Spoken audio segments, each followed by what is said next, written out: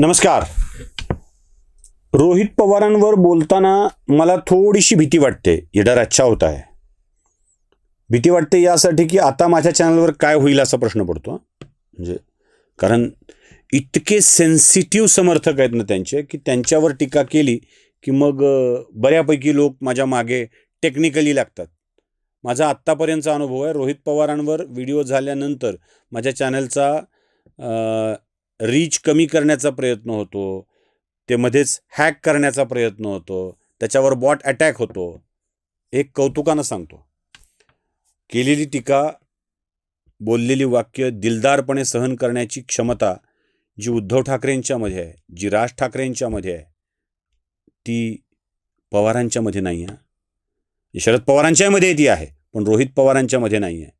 आपल्यावर बोललेल्या माणसाचं बूड कसं बसेल याची पूर्ण व्यवस्था केली जाते. पण रोहित पवार बोलतात असं की आम्हाला त्यावर व्यक्त झाल्याशिवाय चैन पडत नाही. कारण खोटं बोललं ना, चुकीची माहिती दिली ना की गडबड व्हायला लागते. रोहित पवारांनी एक फेसबुक पोस्ट का ट्विट काहीतरी केलं आहे, त्याचा स्क्रीनशॉट दाखवतो. त्यातली वाक्यही तुम्हाला ठळकपणे दिसावे याची व्यवस्था करतो. मग त्याखाली एक शासनाचं पत्र टाकलं आहे. काय ते पत्र? ते पत्र आहे डॉक्टर केशव बैराम हेडगेवार यांच्यावर आधारित नाटकाला 45 लाख रुपयांची निधी सरकारने दिली आहे. रोहित पवारांचा आक्षेप त्यावर आहे. आणि त्या आक्षेपावर रोहित पवार म्हणतात की देशाच्या स्वातंत्र्याशी काडीमात्रही संबंध नसताना या नाटकावर एवढा खर्च करणं हे मान्य नाही, असं रोहित पवार म्हणतात. अर्थात त्याला त्या छत्रपती संभाजी महाराजांच्या नाटकाला दिल्या गेलेल्या पैशालाही जोडून ते पुढे बोलतात. पण आता रोहित पवारांच्या काही वाक्यांवरती मला आक्षेप आहे. आक्षेप क्रमांक 1, रोहित पवारांना स्वातंत्र्यातल्या समराबाबत मी पूर्ण उत्तर देणार आहे. त्यातल्या एका आक्षेपावर मात्र आधी बोलून टाकतो, म्हणजे मोकळं. सरकारचं बरं आहे. सरकार संघवाल्यांना फक्त पैसे देतं. काय देतं? फक्त पैसे देतं. त्यांचं नातं आधीचंच आहे ना, म्हणून फक्त पैसे देतं. तुम्ही तर संघवाल्यांसोबत नातं जोडताय. आत्ता आदरणीय खासदार सुप्रिया सुळे यांच्या कन्या रेवती सुळे, आता एक सांगू, जेव्हा कोणी संघ परिवाराशी जोडलं जातं ना, तेव्हा त्याच्याविषयीची आमच्या मनातली आत्मीयता वाढते. जो कोणी संघाशी संबंधित झालाय, त्या परिवाराशी संबंधित झालाय, तो आमचा परिवार होतो. त्यामुळं रेवती सुळेंच्या विषयी माझ्या मनातून आता एक शब्दही आधी येत नव्हता, आताही येणार नाही. कारण त्या संघ परिवारातल्या परिवारात आलेल्या आहेत.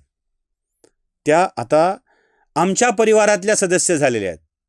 त्याच्यामुळं रेवतींच्या विषयी आणि सुप्रियाताईंच्या विषयी, आता ताई म्हणतो, मला आक्षेप असायचं काही कारण नाही. पण या पवारांच्या घरातून संघवाल्याशी संबंध ठेवला जातो, तिथे पोरगी दिली जाते. आपल्याकडे एक साधारण रूढ अर्थाने वापरायचा तो शब्द आहे, पोरगी देणं. सरकार पैसे तरी देत आहे, पवारांच्या घरातून तर पोरगी दिली आहे.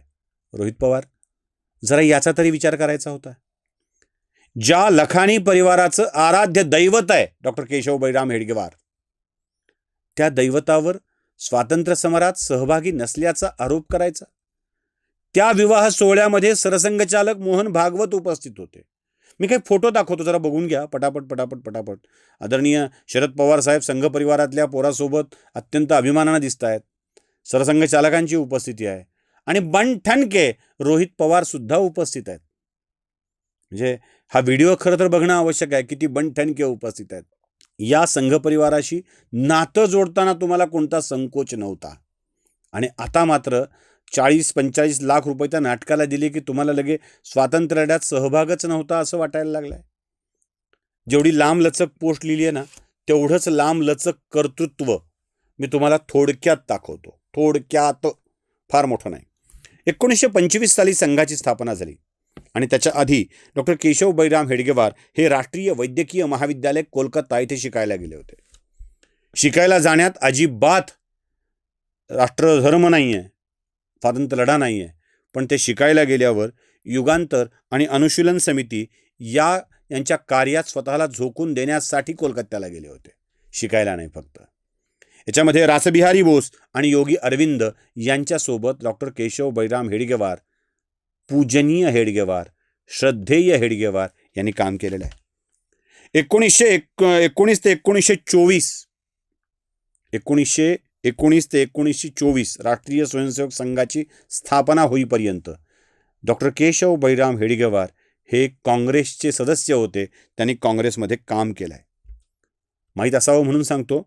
19 ऑगस्ट 1921 साली डॉक्टर केशव बैराम हेडगेवारांना पहिल्यांदा अटक झाली.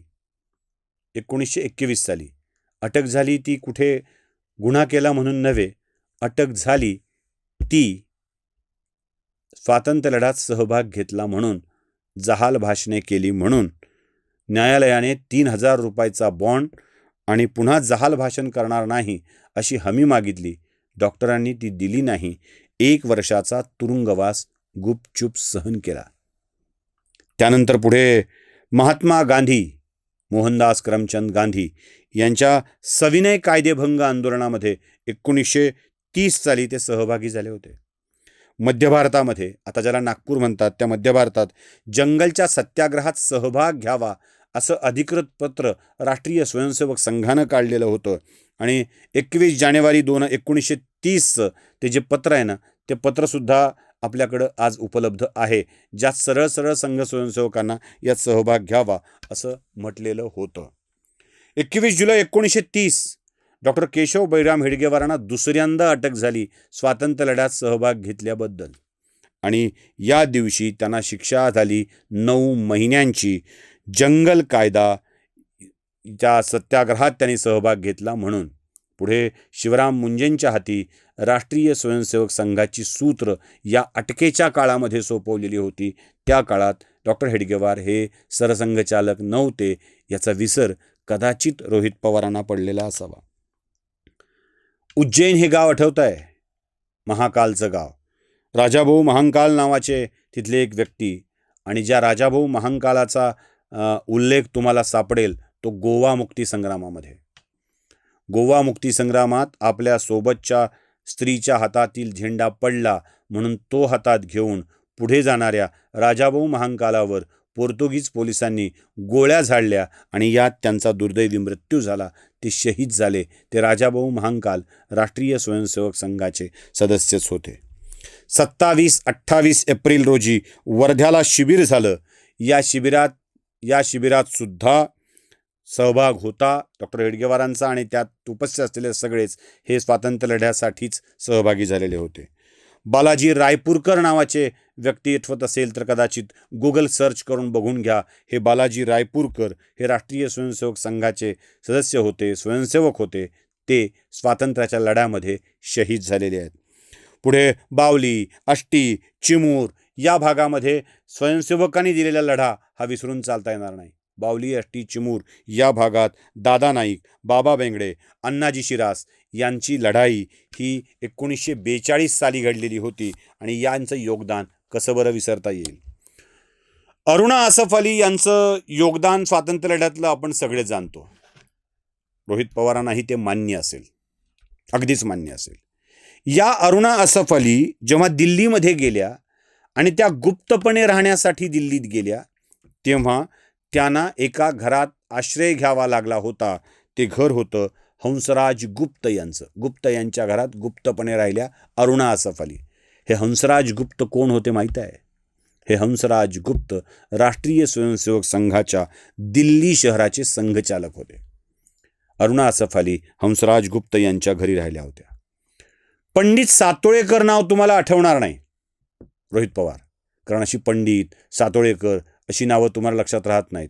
हे पंडित सातोळेकर हे औंध या शहराचे, औंध या संस्थानाचे संघचालक होते. तुम्ही म्हणाला मग काय झालं, औंध संस्थानचे संघचालक असले म्हणून काय झालं? क्रांतिसिंह नाना पाटलांचा इतिहास तपासून बघा महाराष्ट्रातला. या क्रांतिसिंह नाना पाटलांनी ते जेव्हा गुप्त व्हायचे, निघून जायचे, तेव्हा ते औंध संस्थानचे संघचालक पंडित सातोळेकर यांच्या निवासस्थानी राहत होते. एक संघचालकच त्यांना आश्रय देत होता, आपल्या घरी ठेवत होता. भगतसिंग, राजगुरू, सुखदेव या त्रिकुटाला कोण नाही ओळखत. त्यातले राजगुरू, आजही राजगुरू नगरला जाऊन बघा, त्यांच्या घरात त्यांच्या सगळ्यात तुम्हाला संघाचा संपर्क वारंवार दिसेल. नागपूरच्या संघशाखेत रोज जाणारा स्वयंसेवक अशी राजगुरू यांची ओळख होती. भैयाजी दाणी यांच्या घरी ते राहत होते. हे भैयाजी दाणी कोण होते हे वेगळं सांगायची गरज नाही आहे. अभिलेखांच्या नागपूर अभिलेखागारामध्ये तुम्ही जर गेलात तर 20 सप्टेंबर 1943चं एक पत्र तुम्हाला सापडेल. ज्या 20 सप्टेंबर 1943च्या संघाच्या पत्रामध्ये स्पष्टपणे लिहिलेलं आहे की जेव्हा नेताजी सुभाषचंद्र बोस येतील तेव्हा त्यांच्या स्वातंत्र्य लढ्यात आझाद हिंद सेनेत सहभागी व्हायचं आहे. यादी मोठी लांबलचक आहे.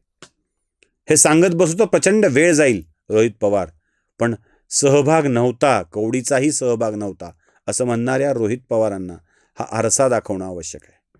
बाकी हा सहभाग होता, संघ काम करतोच म्हणून तर शरद पवारांनाही त्याचं कौतुक केलं होतं. आणि इतकं कौतुक की आपली नात एका संघवाल्याच्या घरी विवाह करून पाठवावी वाटली, एवढा विश्वास शरद पवार आणि सुप्रिया सुळेंना संघाविषयी आहे. तो आपल्या मनात असता तरी बरं झालं असतं. नमस्कार.